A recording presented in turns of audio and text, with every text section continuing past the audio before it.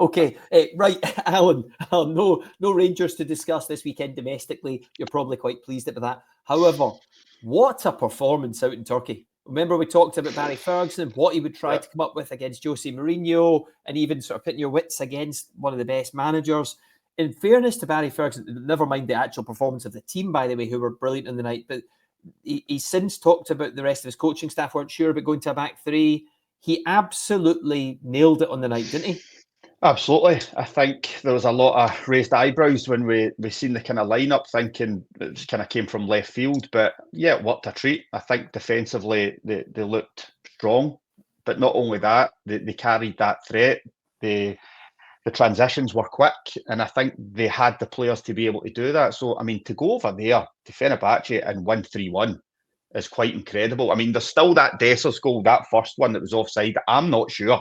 I genuinely, honest to God, I think it's that tight. How can you even tell? I thought he actually made a decent run. The second offside one, yes, of course, but I just feel that. Are the European refs against Rangers, Hutz? Is that what you're saying? Probably, aye. Maybe Mourinho was said something, I don't know, but I just feel like to go over there and get that result was absolutely outstanding, and it's going to be interesting to see how he approaches this second game. Yeah. Will he go off the same template or will he change it? What do you think? Mourinho. Go on now. I was just saying, see Mourinho, like he looked at that game. See the last maybe half an hour, Rangers had some real good chances. He threw on every attacker. You would have thought it was the second leg with 20 minutes to go. The way Mourinho was attacking, I was like, what is this guy doing here? He's just all guns blazing. So I don't know. I'm sitting here thinking about it and going, the Rangers, do they revert back to their 4 or do they play the 5, try and hit them in the counter-attack as well? Because, look, if Fenerbahce get the first goal, I think he could get very nervous. Yeah. That's my big worry. It's got a bit of a feel of that Borussia Dortmund game from 2022 in it. Yeah. I think similar chats were being had ahead of that match, and obviously Dortmund did a real good team, but if they were to score first, the nerves in the stadium might come. But the back three, and why change it though? Because it seems to suit some of the personnel. You know, Fenerbahce, unless they completely change, you're going to keep on throwing loads of balls into the box with Dzeko and then the Syria in there. Balogun was unbelievable. Suter, some of the last-ditch defending as well. Look, maybe there was a touch of fortune. You never want to see a player getting injured, but when Proper went off in the game and Balogun came on, it seemed to suit the back three as well. Yeah. So why change that setup, though? Yeah. But see, for me, I think that was the only thing for me when I seen the starting lineup. I thought Balogun would play. I thought it would be Suter and Balogun all day long. So I think that's the best too. So the three done really well. I thought the cover from the wing backs was really good. So I can totally understand if they play that way. I wouldn't be a surprise because I thought they were excellent. It also gets you the possibility with Czerny further up in a slightly more central role, which obviously worked in the game as well, working off someone like Dessers. Because I also thought because he's a ball carrier. Yes. Yeah. He's a ball carrier. So if you get him into areas, dangerous areas in the pitch, defensively you're sound, and you're allowing him to open his legs up and really go and attack and be a real threat. So Rangers will have opportunities to score. There's no doubt about it, because I think even the way Mourinho taking on Rangers in the first leg, he threw everything at them. So there's going to be chances for them. They're going to do it in the second leg. So look, it'll be interesting, but could this be a template for Rangers moving forward? You think of the big game they've got at the weekend also, going to Celtic Park. So watching that game though, I mean, look, you were involved in it. Did it not just remind you of a Walter Smith performance in Europe?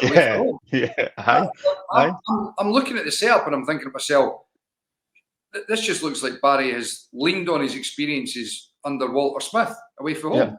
You know, but that's what we used to play 4-5-1, and you used to have a striker up top, whoever, Daniel Kuzan, whoever who had pace about him, could hold it up, could bring people in. I remember Walter Smith telling me, right, Alan, this is not the night to be flying forward. If it's on, you go forward. If it's not really on, you just sit in and defend. So it was like that, very much so. And you know, it's knockout football. You're going away to a hostile environment against a decent team. Like, they are aging, don't get me wrong. There's still quality there. So I don't think that helped in the later stages when they kind of dropped off a wee bit and they couldn't really defend. But overall, I mean, what an unbelievable result. We need to go and finish it now. Yeah, they do. But I mean, look, we said last week in terms of, you know, thinking about what would the manager go with as his defensive setup, particularly. Yes, and that was the big call. And a back three, I don't think any of us, you know, thought that or were talking about that as a possibility.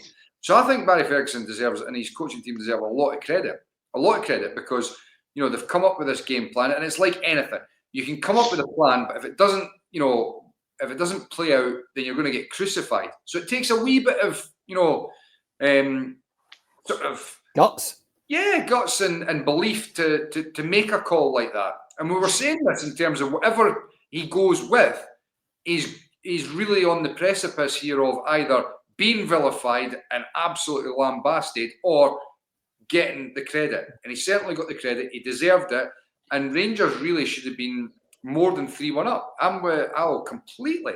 I mean, you know, they only showed that one replay very quickly of the offside. And you didn't really see it again. And it was like, so what? Where? What? You know, it was hard to see actually on that angle where they'd marked it as well on his kind of shoulder, just where you can score a goal a wee bit down. Look, it was close. You've got to assume it was offside if it's factually correct. At that level, you know, they're usually pretty good. But who knows? It was marginal. It could have been more. But I think you're right on Barry Ferguson, Michael, because even maybe more pressure, because Philip Clement, the one thing he was doing really well this season was European performances and how you set a team up and how you get it right. So to even change what Clement had set up before, to go on your own altogether and to get that out of the team, Desser's probably his best game for Rangers. And the other big call, I think, Al, was leaving Iggaman on the bench. Arguably, you know, with Raskin, maybe the other outstanding player in the Europa League campaign. So to leave him out and to get what they got out of Dessers, that was another massive call he got right.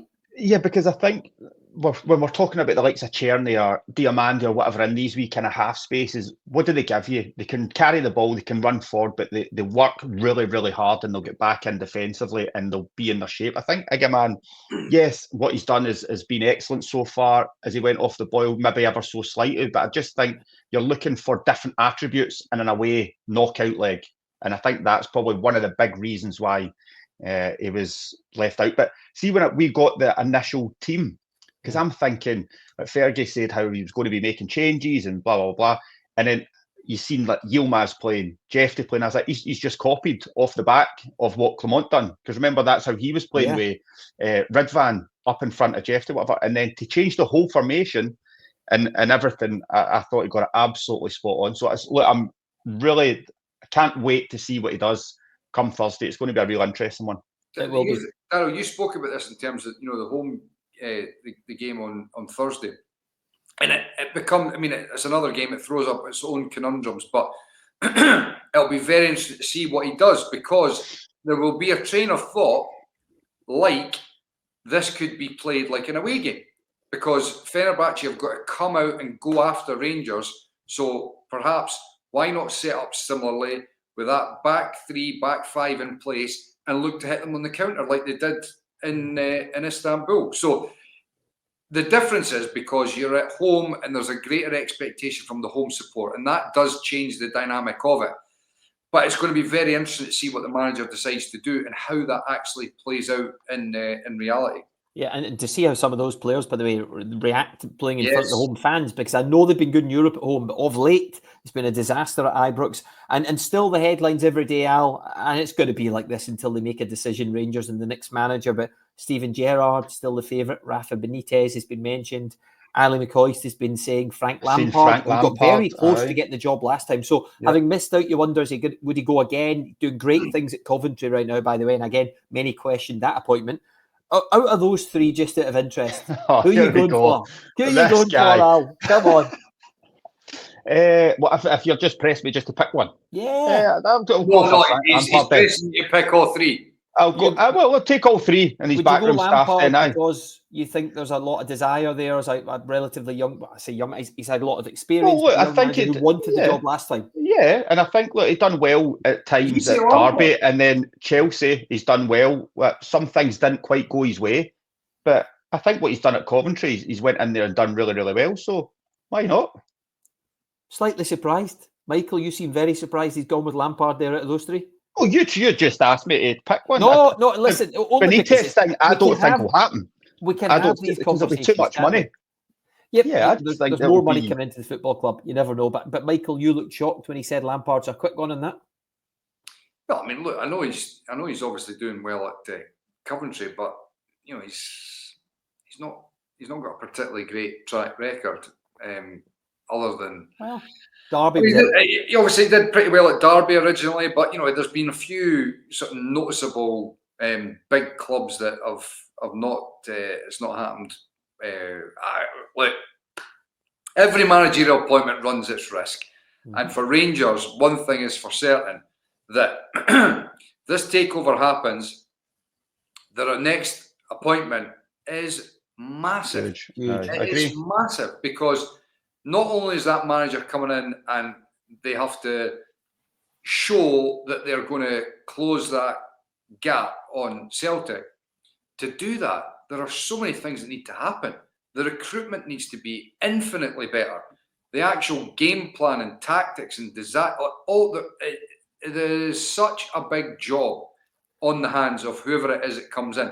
And it's a massive gap to close quickly, and that's the other thing. Yes, and if Gerrard comes in, I would be very interested to see, does he bring Michael Beale back with him? Well, they just work together. So, I know. I don't think he would. I don't think he would. But, but I would have said no up until he took him back out to Saudi, just before he got the bullet. I think it shows you he can be pragmatic. It doesn't matter what happened before and came before. If he thinks he can help him, pragmatic. But what would the Rangers supporters think? Listen, who knows? But Alan, would they care as long as it's a success? Does it matter? Oh, possibly. I mean, look, it's a difficult one. It didn't work for Michael Beale, but you could tell he loved the club, Alan. Aye, but it's different being a manager to then coming back to that club and just going back into being a number two. I mean, is that something that he would want, that he would feel that he'd want to do? I'm not so sure, but 100% for me, I think when Gerrard and Beale were together, as proven, it worked. So, I mean, I don't know. It's an interesting one, but I think Michael's spot on with what he's saying. I think it's such a big appointment that they have to get right. And there's so much that goes along with it, because yes, there might be investment money-wise, but who's spending it and what you spending it on? I mean, that has to be, we speak about the rinse and repeat and everything that's went on for years and years, the spending the money and it's been poor, and then selling the players for less money and all this. We've gone on about it all. There's so much that has to go right. And by the way, the rinse and repeat can still happen, but just with more money being, spent. So exactly. It's a huge call, and one thing's for certain: there's going to be a lot going on at that club over the close season. And Barry Ferguson, I know he's obviously not sort of spoken about as being in the hunt here, but if he has a very good season end, then he's going to be in the discussion surely for whether it's the actual managerial role or something within the club. Well, that's what Songcaster's saying, and that's what I was saying last weekend. Look, Barry, I'm sure he loves the club. If he's offered a coaching role with somebody like a Frank Lampard or Steven Gerrard or Rafa Benitez, you would imagine he would want to take it. But I think that the point just been made there by Songcaster is, if he has a really good end to the season, would he be in the running? He would have to do something really, just briefly, Al, because we're getting to that time again. He'd have to do something extraordinary, wouldn't he, in the Europa League? So. I think, I think something extraordinary, getting really far in it. Big game coming up at the weekend as well. When you think about it, can he go there and get a result? I think those things would all have to fall his way, and then he'd possibly be in the running. But again, that would be a huge risk as well, I think.